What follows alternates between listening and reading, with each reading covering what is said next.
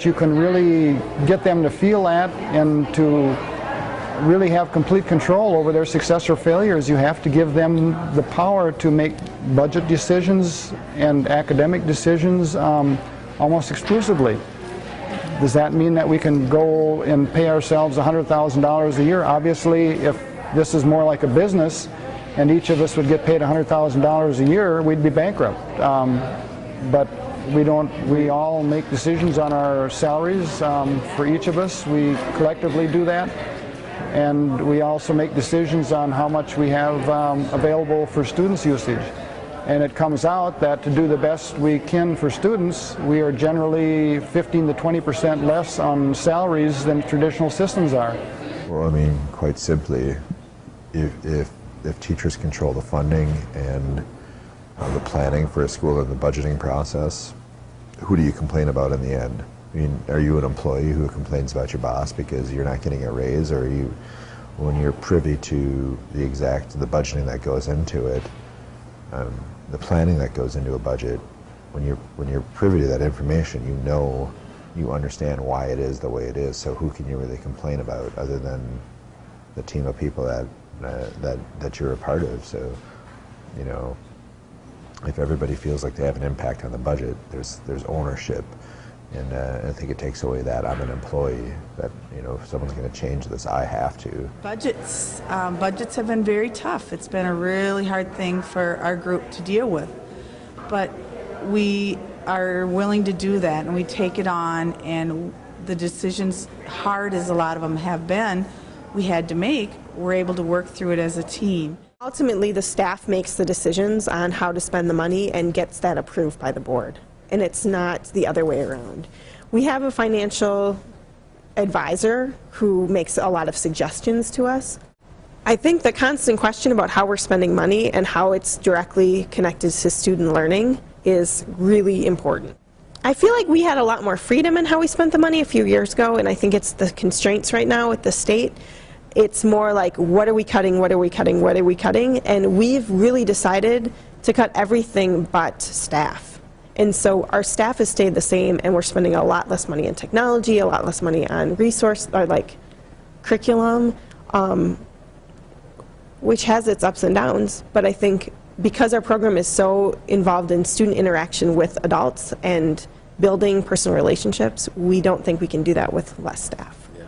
The way the finances are run is pretty democratic, and it's pretty, you know, it's open to the public, and but we really do, you know, taxpayers are spending X amount per student, you know, so it's really great to see that the money is being spent on the students and not spent on other things. As one of the regular staff members, the budget is brought forth for everyone to see, and there is time to discuss, and you know, we all have a voice in the approval of where spending that is not, you know, your standard building costs, that's pretty set. But it would be more like discretionary spending. We have a voice in. When people ask me, well, you know, there isn't any other authority that is involved in our daily lives other than ourselves.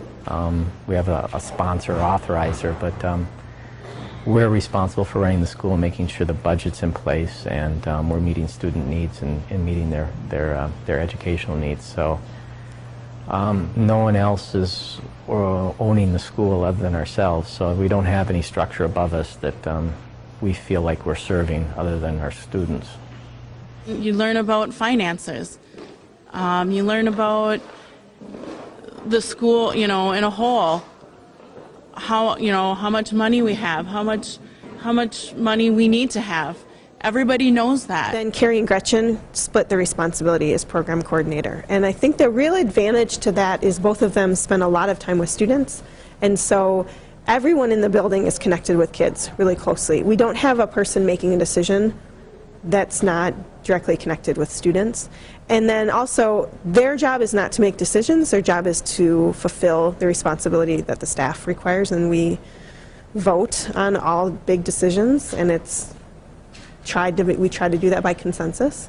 And so they have the big challenge of constant communication with the staff about the decisions that we make and the things that need to get done. The things I like about working here is that even though I'm not a licensed staff member, I'm still considered part of the team, and I have input into on-site, site-based management teams. I find it very empowering. I mean, it's time-consuming because you have to get everybody together in a room and you have to talk things through and you have to make decisions.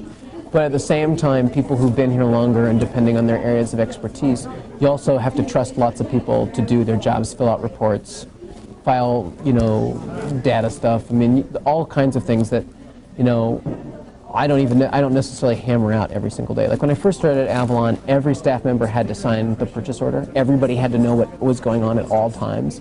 And now we do purchase orders in a different way where one person signs off, but we all talk about them briefly in a staff meeting. Well, it's a mentality. It's ultimately that we run this business. We all run this business, and our work directly impacts how well this business does. And it can get real, I think on the negative days, we look at it like, that kid is worth $700, or $7,500, and if he leaves, what are you going to do about it? Yeah. And when enrollment looks bad, I think we look at it in a real critical way like that, and it can be pretty stressful. But it's exciting because it is like my work and the fact that I keep students in the advisory because they feel it important to come here and get an education that then directly impacts how the school survives. So, it's everything from keeping the students in your keeping students at the school to how we use the building and clean up the building and make decisions. And I mean, it just feels very much like we're not looking at a contract, we're looking at running a business. My position here gave me an opportunity to basically be free.